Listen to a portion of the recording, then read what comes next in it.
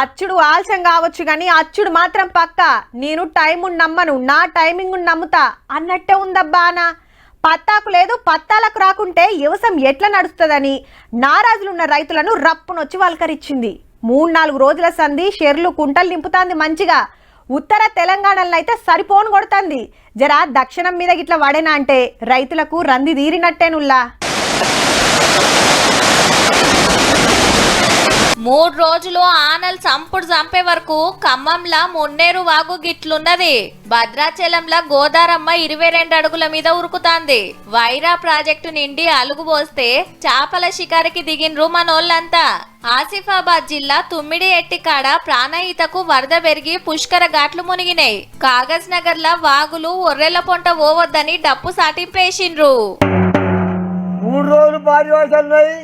ఎడ్లోనే కానీ, గొడ్లోనే కానీ, బండ్లోనే కానీ, మేకలోనే కానీ జాగ్రత్తయో. దిండావాగు వంగి చుట్టుముట్టు ఊరోళ్ళు ఎటు ఓరాకుంటుంది. కూలికి పోయే 12 మంది చిక్కబడితే అడవిల 10 కిలోమీటర్లు తిరిగి ఇంటికి చేరుకున్నారు. మొత్తానికైతే 3 రోజుల నుండి కరెంటు లేకపోవడంతో సోలార్ ఉన్నటువంటి వాళ్ళ దగ్గర ఛార్జింగ్ పెట్టుకుంటే యువతలకి ఇన్ఫర్మేషన్ వచ్చేటువంటి అవకాశం ఉన్నది. నిర్మల్ జిల్లా బైన్సాల గాలి దుమారానికి చెట్లు కరెంటు పొల్లొరిగినాయి. మహిబాద్ జిల్లా గూడూర్ల భీముని జలపాతం బొంగుతుంటే డేంజర్ ఉన్నది, పబ్లిక్ రావద్దని బోర్డులు పెట్టిండ్రు గిట్లా. బయ్యారం పెద్ద చెరువు మత్తడి దుంకుతాంది. వాగులు జోరున్న కాడ బారికేట్లు అడ్డం పెట్టి కావలున్నారు పోలీసులు. ఆనల్ చేవట్టికే సింగరేణిల బొగ్గు తోడుడు బంద్ అయింది. జూరాల, మూసి, కిన్నెరసాని, శ్రీశైలం గేట్లు తెరిచిండ్రు. మీరుకెళ్లి నీళ్లు వస్తుండే వరకు ఇయాల రేపట్ల నిండేటట్టుంది నాగార్జున సాగర్. రేపటెల్లుండి సుత గట్టానలే ఉన్నాయట.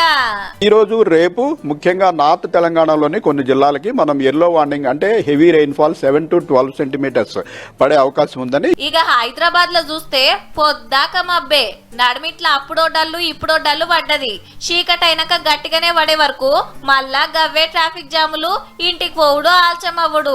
4-5 రోజుల కాంచెల్లి ఆనల్ వడుడు తోటి హుస్సేన్ సాగర్ నిండుతాంది. తూములు తెరిచి నీళ్లు కిందికిడుస్తున్నారు.